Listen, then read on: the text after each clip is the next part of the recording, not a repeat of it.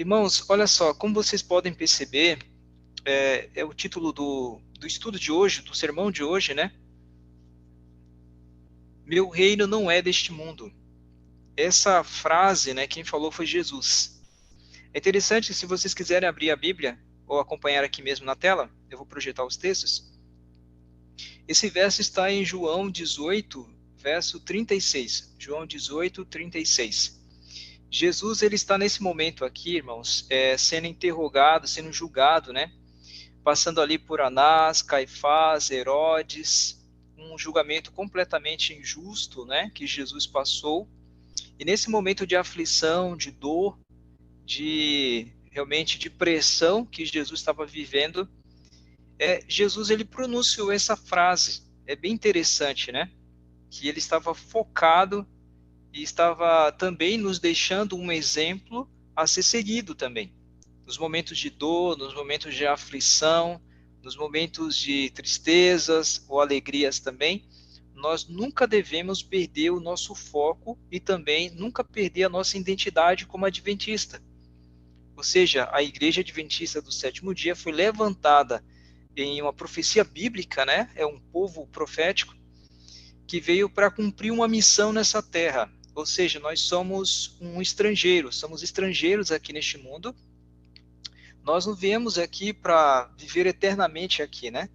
Mas vemos trazer, Deus nos levantou como igreja para levarmos um evangelho, como nós estamos estudando aí, como estamos vendo, né?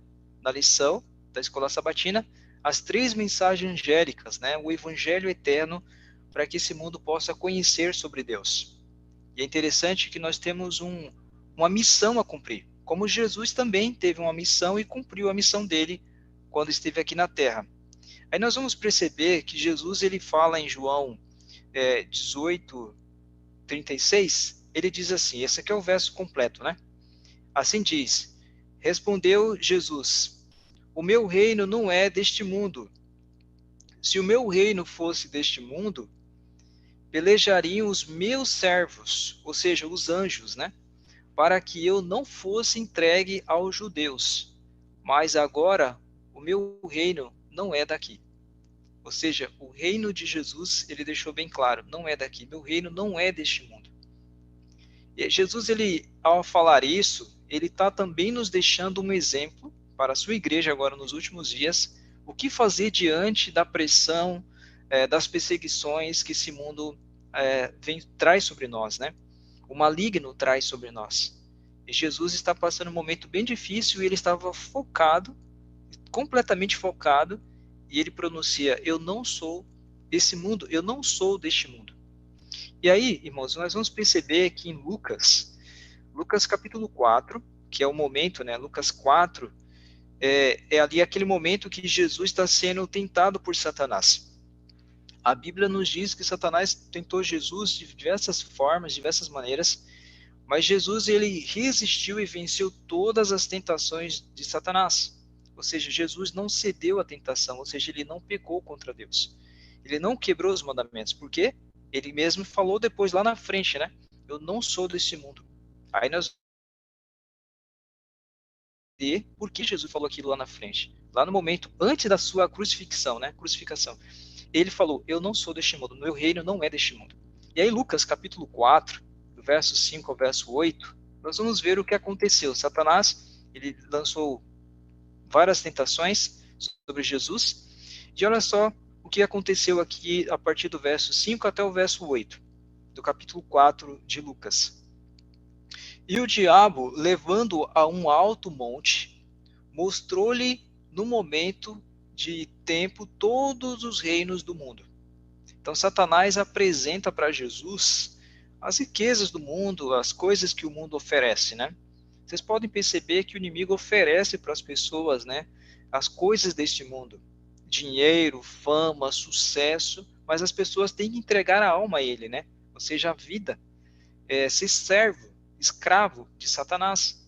Mas ele oferece coisas para as pessoas, para que as pessoas possam seguir, oferece as coisas do mundo, né? E aí, olha só, na sequência, a gente vai ver aqui neste momento, no verso 6, e disse-lhe o diabo, falando para Jesus, dar-te-ei a ti todo este poder e a sua glória, porque a mim me foi entregue e doa a quem eu quero. Essas foram as palavras de Satanás. Ele pronuncia aqui, vocês vão lembrar, quando ele fala, né, que isso foi entregue para ele, ele está voltando lá para o Jardim do Éden, quando Adão, que era realmente o responsável, ele cede para Satanás, ele entrega isso para o inimigo, né? Quando ele cede à tentação, quando ele peca contra Deus, ele está entregando. E Satanás, né, um usurpador, acaba usurpando isso. E agora se acha dono, né, das coisas. E agora oferece para Jesus, fala, ó, se você me adorar, eu te dou tudo isso aqui. E aí é um grande ponto. Dentro do grande conflito, como vocês sabem, irmãos, o conflito desse grande conflito, né, é a questão da adoração. Então, Satanás quer ser adorado, Deus também quer ser adorado. Então, o inimigo oferece as coisas do mundo para que as pessoas possam se inclinar para ele, ou seja, para adorar o inimigo. Então, olha só o que acontece aqui. Jesus, ele responde, né? E o verso 7 vai continuar aqui explicando o que aconteceu naquele momento. O verso 7 diz: portanto, se tu me adorares, tudo será teu. Olha só. Então está aí o foco da tentação, né? A intenção do inimigo em oferecer as coisas do mundo, né? Os reinos do mundo, ali oferecendo para Cristo. Ele queria ser adorado. Então a gente vai entender.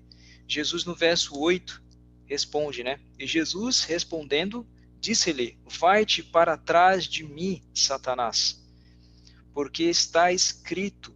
Isso aqui é importante, irmãos, dentro de tudo que nós vamos estudar, essa frase de Jesus, quando ele fala, porque está escrito, né?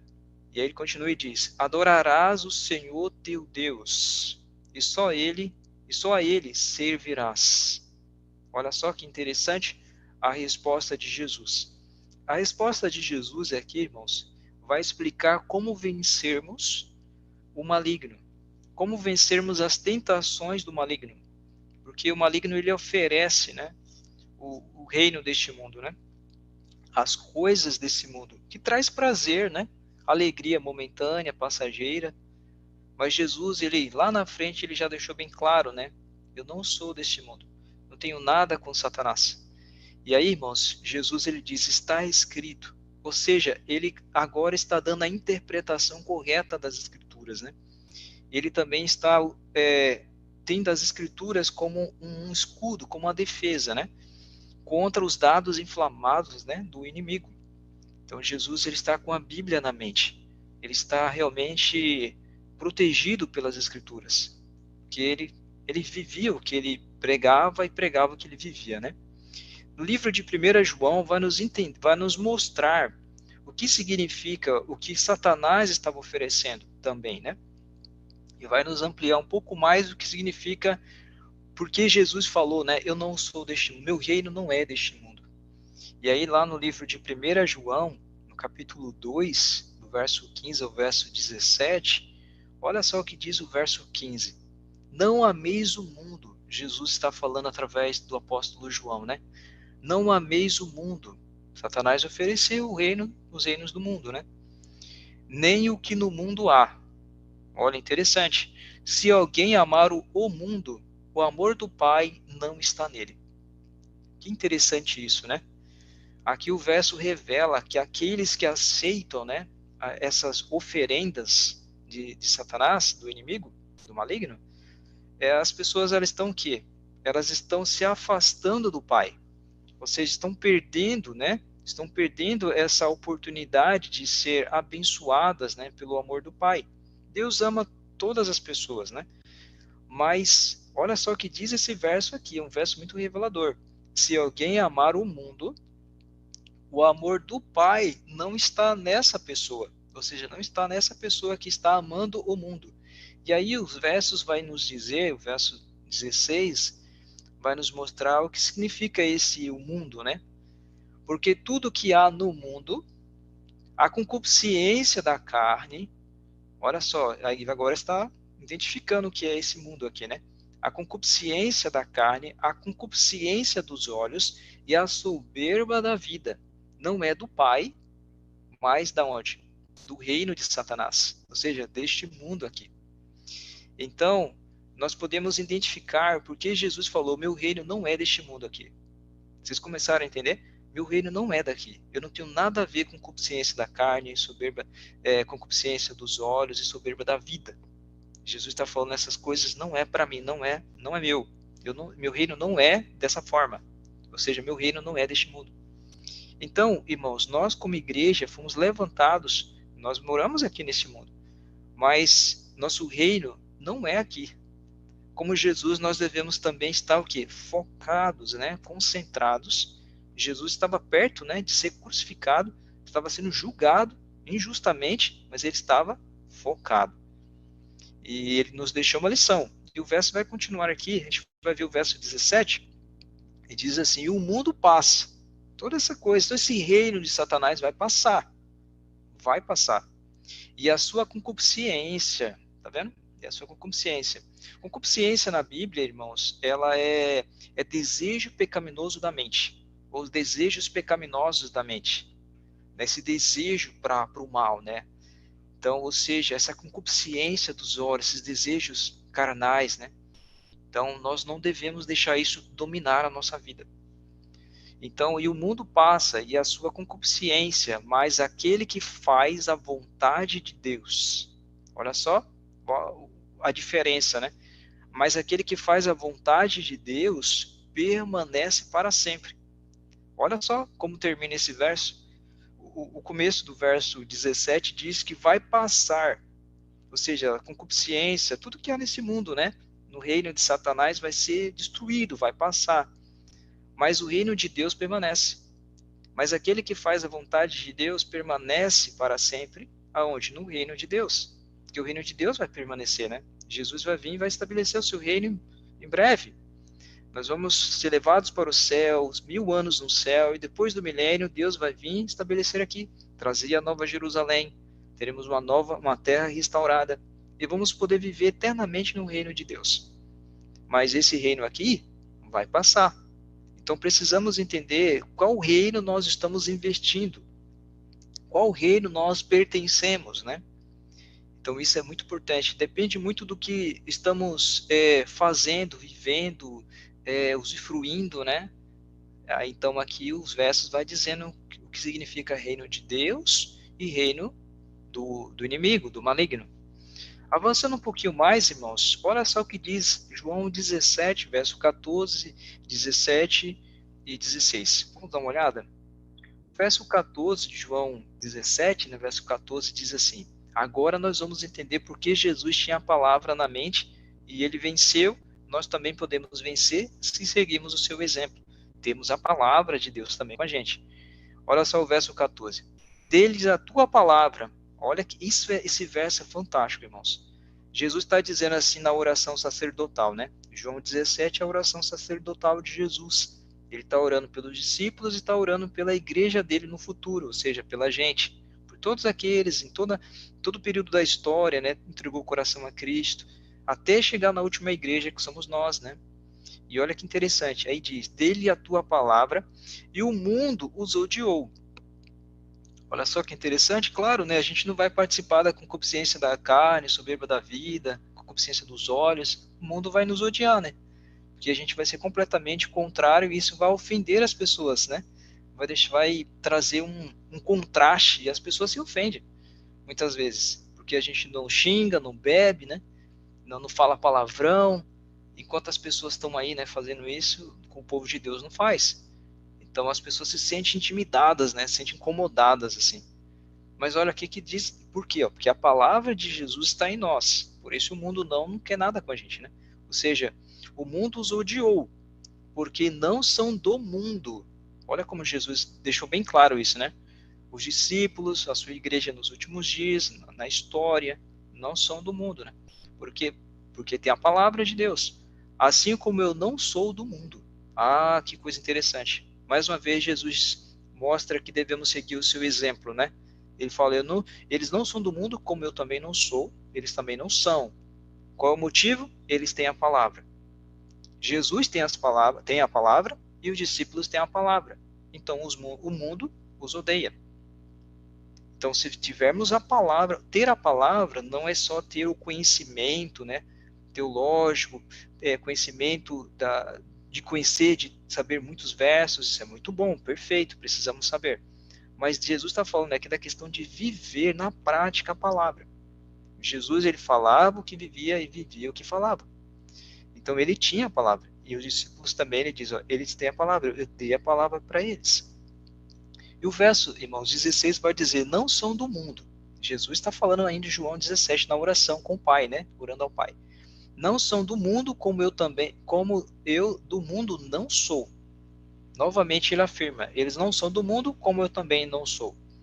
Então ele está dizendo, olha, já dando um exemplo para a gente, né? Não sejam do mundo, sigam o meu exemplo, porque eu também do mundo não sou. Bom, irmãos, e aí o verso 17 vai dizer, que é o grande foco aqui também, ó. Santifica-os na tua verdade. Olha só, porque esse verso é muito citado, na verdade, a gente conhece muito esse verso, mas olha o contexto que esse verso aparece. Exatamente nesse contexto. Jesus está falando que deu a palavra para os discípulos e o mundo odiou os discípulos. Jesus não é do mundo, os discípulos também não são. E aí ele diz para o oração, santifica-os na tua verdade. A tua palavra é a verdade. Ele está orando ao Pai, pedindo para o Pai santificar os discípulos e a nós, né? Na verdade. E aí vem, a tua palavra é a verdade. Então Jesus está dizendo claramente, né? Orando ao Pai, para que o Pai santifique o seu povo, né? A sua igreja. E aí, na verdade. E como podemos ser santificados? A palavra de Deus. Então, a santificação bíblica, ela vem pelo estudo e a prática da palavra de Deus, ou seja, a obediência a Deus, pelo poder do Espírito Santo em nossa vida. Então, santificação bíblica, né? Aí João, irmãos, 1 João 5,19, olha o que diz. Sabemos que somos de Deus. Sabemos que somos de Deus e que todo o mundo está no maligno. Então, está aí Jesus, ele deixa bem claro, né? Através do apóstolo João. Então, Satanás usurpou esse mundo, como vocês sabem, e o irmão acabou de relatar um pouco atrás, né? Sobre a questão da preocupação, dos medos, né? Que as crianças estão tendo, né? Nas escolas devido a várias coisas aí que a gente já sabe, essas tragédias, então trazendo medo, Satanás, né? Está trazendo esse medo, né? Essas tristezas, essas tragédias, né? Por quê? Pessoas que estão se deixando ser usadas pelo inimigo, o inimigo está, então, usando como instrumento para fazer toda essa tragédia no mundo. Então, Jesus diz claramente, né, através de João, o mundo jaz no maligno. Então, Senhor, o que fazer, né? Nós estamos aqui nesse planeta Terra, né? Nós estamos aí sujeitos a várias situações, mas aí Jesus ele vai nos mostrar algo interessante, né? E aqui fica uma pergunta, né? São praticamente duas perguntas aqui.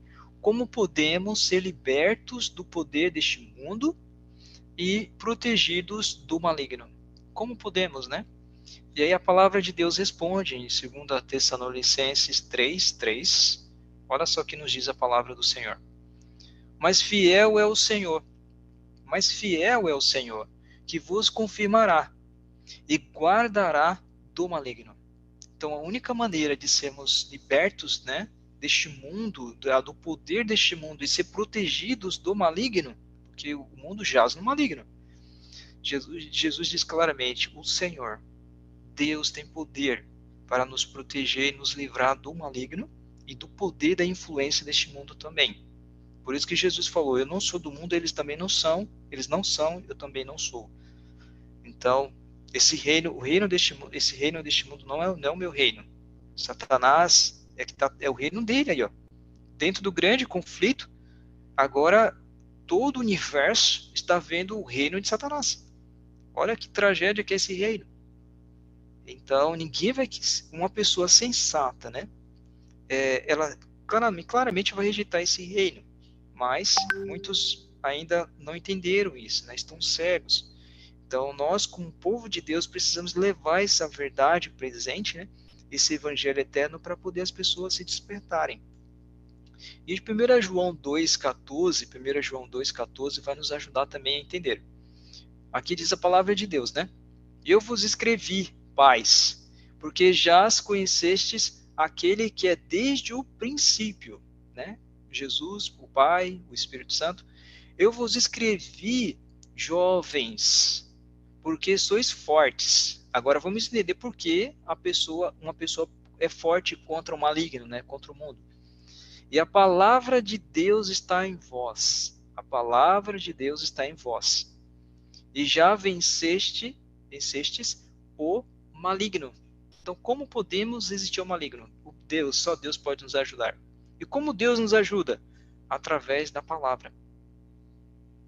Ou seja, precisamos tirar tempo de qualidade pelas madrugadas, pela manhã, à noite, momentos que nós podemos assim passar mais tempo, né, meditando na palavra, orando como Jesus fazia. Por isso que Jesus venceu. Ele tinha a palavra no coração e ele era poderoso na oração, né? Então a gente também podemos seguir, devemos, né, seguir o exemplo de Jesus. E aqui diz, a palavra está nos jovens, por isso eles são fortes. Ou seja, qualquer pessoa pode ser forte se tiver a palavra de Deus. Essa força não vem da gente. Então é Cristo em nós, né? Esperança da glória, ou seja, Jesus operando em nós nos dá poder para vencer, resistir ao maligno, né? À tentação, às concupiscências dos olhos, da carne, a soberba da vida, né? Só com Jesus. E como é que ele faz isso? Através da palavra. Santifica-os. Na verdade, a tua palavra é a verdade. Então, a Bíblia é a palavra de Deus e o Espírito de profecia. E aqui, irmãos, né? Salmo 119 é um verso 11, né? Um verso extremamente conhecido. E olha só, dentro desse contexto que a gente está estudando aqui, olha o que Deus diz para nós nesse verso. Escondi a tua palavra na mente, né? No coração e na mente, né? Escondi a tua palavra no meu coração. Mas por quê? O que vai acontecer se eu tiver a palavra de Deus no meu coração? Para eu não pecar contra ti, como Jesus também, lá em Lucas 4, né? Satanás oferecendo os reinos do mundo. Jesus, ele resistiu, não caiu na tentação, não quebrou os mandamentos, não pecou contra Deus.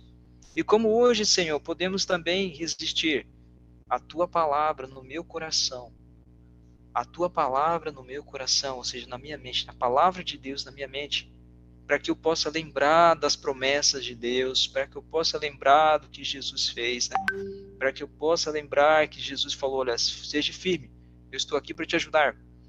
E aí a gente poder resistir, então, às tentações do inimigo, para eu não pecar contra ti. Meus irmãos, a palavra de Deus ela é muito clara. Nós vivemos em um mundo extremamente corrido, né? As pessoas elas estão extremamente desesperadas, estressadas, ansiosas, né? Com os transtornos de ansiedade e tudo mais. Mas a palavra, nós precisamos tirar tempo para estudar a Bíblia. Se quisermos vencer como Jesus venceu, precisamos viver como Jesus viveu. Não tem para onde correr. Precisamos orar pelas madrugadas, precisamos tirar tempo para estudar a Bíblia e Deus irá nos ajudar. E assim, meus queridos irmãos, eu faço um apelo neste momento. Chegamos ao final aqui da mensagem, eu faço um apelo. O apelo é exatamente esse, né? Que a gente, como Jesus, a gente possa dizer para este mundo, né? Para as tentações do inimigo, para o inimigo, né? Dizer, olha, meu reino não é deste mundo, eu sou apenas um estrangeiro aqui. Eu estou de passagem, eu estou aqui para cumprir uma missão como adventista do sétimo dia. Eu tenho uma identidade, né? Deus me levantou como um povo profético, como uma igreja, para finalizar a obra neste planeta. Então nós devemos lembrar disso todos os dias e sair pela manhã, né, para o trabalho, para as atividades, com toda essa certeza na mente, para que quando Satanás nos tentar durante o dia, a gente possa lembrar, eu não sou deste mundo, meu reino não é deste mundo, como também Jesus deixou bem claro, eu também preciso deixar bem claro, meu reino não é deste mundo. Meus queridos irmãos, esse é o apelo de Deus para nós, é o desejo de todos, rogar a Deus por essa bênção, amém? Amém. Que Deus abençoe aos nossos irmãos, esse é meu agradecimento e também meu apelo, né? Agradeço a Deus pela oportunidade e meu apelo nessa noite, para que a gente possa se voltar para Deus, para o estudo da Bíblia e a oração, e com a graça e o poder de Jesus, e o poder do Espírito Santo, ser vencedores como Jesus foi. Que Deus nos abençoe, viu, irmãos? Amém.